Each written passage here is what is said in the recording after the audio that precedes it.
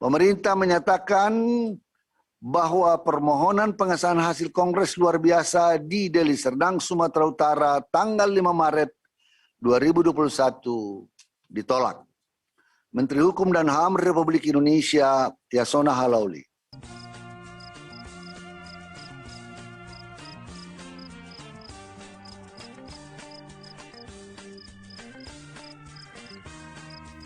Assalamualaikum warahmatullahi wabarakatuh. Selamat pagi, siang, sore, dan malam. 144 MB Radio Krebet kembali melaporkan dari rmol.id. Laporan dari Angga Ulung Tranggana, hasil KLB ditolak Kemenkumham. Muldoko telah mengubur karir politiknya. Secara politik, penolakan pemerintah terhadap hasil Kongres luar biasa Sibolangit Deli Serdang telah mengubur ambisi politik Kepala Staf Kepresidenan atau KSP Muldoko. Demikian pendapat Direktur Eksekutif Institute for Democracy and Strategic Affairs Indo-Strategik A. Khairul Umam saat berbincang dengan kantor berita politik RMUL Rabu 31 Maret. Kata Umam, pelajaran dari upaya gerakan pengambil alihan kepemimpinan paksa yang dilakukan Muldoko adalah saat ambisi politik mengalahkan logika dan etika, maka akan mengakibatkan politik kurang tepat.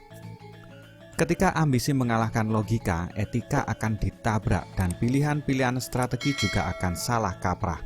Demikian kata Umam Rabu 31 Maret. Pengamat yang juga dosen di Universitas Paramadina itu menilai sejak awal mantan Panglima TNI di akhir kepemimpinan Presiden Susilo Bambang Yudhoyono itu salah langkah. Menurut Umam, kekuasaan itu harus diperoleh dengan cara-cara yang benar. Jika cara-cara culas yang dimainkan, maka fondasi kekuasaannya akan rapuh dan mudah runtuh. Muldoko telah mengubur karir politiknya sendiri. Jika ingin berkuasa, seharusnya dia sabar dalam berproses dan memilih langkah-langkah yang lebih baik, kata Umam. Ia menyarankan Muldoko lebih baik mendirikan partai politik ketimbang mengurusi langkah hukum usai pengajuan pengesahan hasil KLB Sibolangit ditolak oleh Kemenkumham. Daripada sibuk mengurus proses politik hukum, untuk memperjuangkan hal yang bukan haknya, sebaiknya Muldoko mendirikan partai politik sendiri, tandasnya. Menteri Hukum dan HAM Menkumham Yasona Hamonganan Laole menolak pengajuan pengesahan hasil Kongres luar biasa KLB Partai Demokrat Deli Serdang, Sumatera Utara yang diajukan Muldoko yang mengklaim sebagai ketua umum.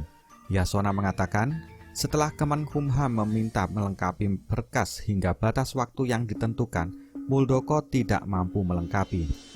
Beberapa syarat yang tidak mampu dipenuhi oleh pihak Muldoko diantaranya mandat dari Ketua Dewan Pimpinan Daerah atau DPD dan Dewan Pimpinan Cabang atau DPC. Berita kedua, laporan dari Raiza Andini. Pengamat tolak KLB versi Muldoko. Pengamat mengatakan ini legasi untuk demokrasi.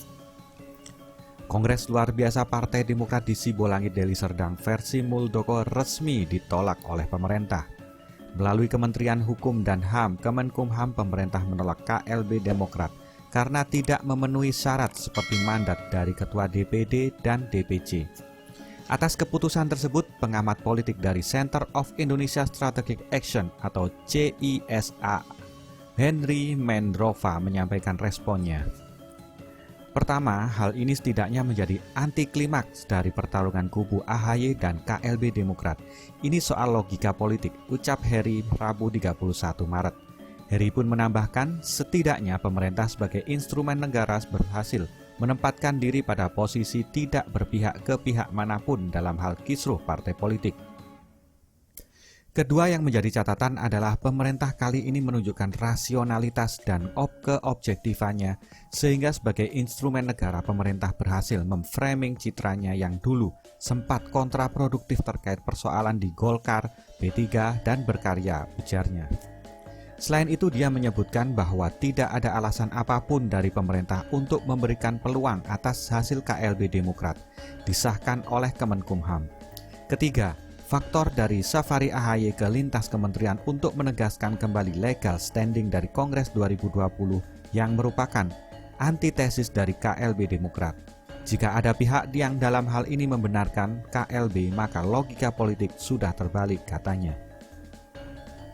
Heri juga mengingatkan agar hal ini terus dijaga oleh pemerintah, agar tudingan dan opini negatif terkait keberpihakan kepada salah satu kepentingan tidak selalu menjadi presiden buruk bagi pemerintah dalam konteks demokrasi. Pemerintah kan berasal dari oleh dan untuk rakyat. Jadi ini sudah final. Artinya, ketika pemerintah menunjukkan netralitas atas apapun persoalan yang dihadapi komponen bangsa, ini sudah cukup menjadi legasi sebuah rezim di kemudian hari, tutupnya.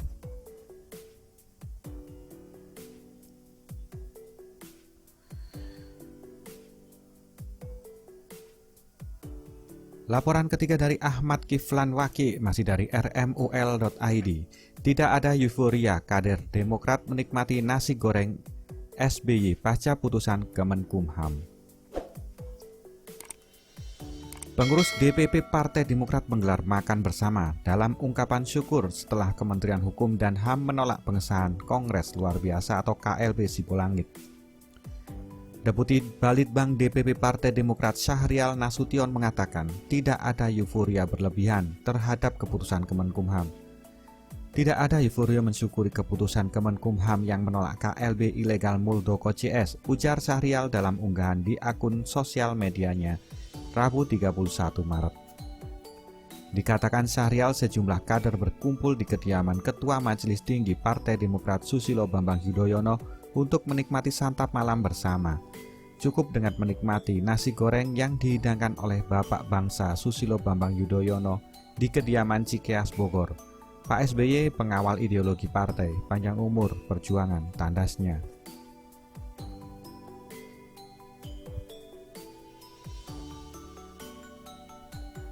Masih dari laporan Ahmad Kiflan Waki, pakar mengatakan konflik internal Partai Demokrat sinyal kepemimpinan AHY belum kuat. Konflik di tubuh Partai Demokrat yang menarik perhatian publik akhirnya menemui titik terang setelah Kementerian Hukum dan HAM menolak mengesahkan hasil Kongres Luar Biasa atau KLB Sibolangit. Pakar komunikasi politik dari Universitas Nasional Lely Aryani memandang konflik internal Partai Demokrat yang berujung KLB berakibat kepemimpinan Agus Harimurti Yudhoyono yang belum genap setahun masih belum kuat.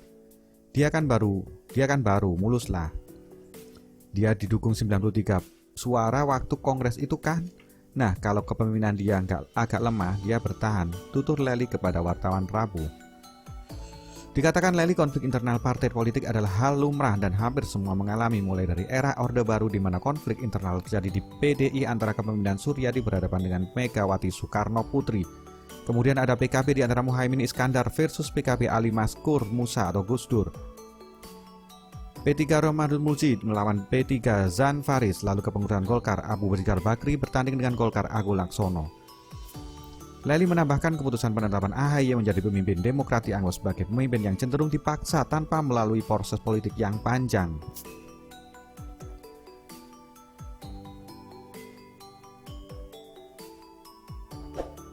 Golkar saja yang demikian parahnya 32 tahun berkuasa, dari nomor 1 paling banter terjun ke nomor 2. Nah, Demokrat itu nomor 1 terjun ke nomor 6, itu bagaimana ceritanya, tandasnya. Itu tadi laporan pertama dari Radio Krebet. Sampai jumpa di berita selanjutnya, di sesi berikutnya. Terima kasih sudah mendengarkan. Wassalamualaikum warahmatullahi wabarakatuh.